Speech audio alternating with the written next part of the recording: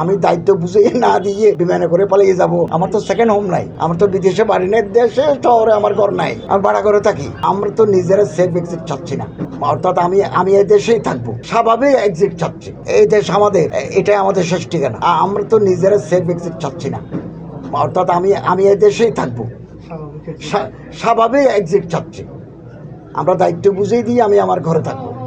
আমি দায়িত্ব বুঝে না দিয়ে বিমানে করে পালিয়ে যাব। আমার তো সেকেন্ড হোম নাই, আমার তো বিদেশে বাড়ি নেই, দেশে শহরে আমার ঘর নাই, আমি ভাড়া করে থাকি। সাধারণ জীবনযাপন। দায়িত্ব নেওয়ার পরে যেদিন দায়িত্ব নিলাম 8ই আগস্ট, ক্যাবিনেট সেক্রেটারি আমাকে বললেন, স্যার আপনার জন্য একটা পতাকা সহ একটা গাড়ি আছে। হিরন আরও মিনারেল ওয়াটার মাত্র 50 পয়সায় প্রতি লিটার।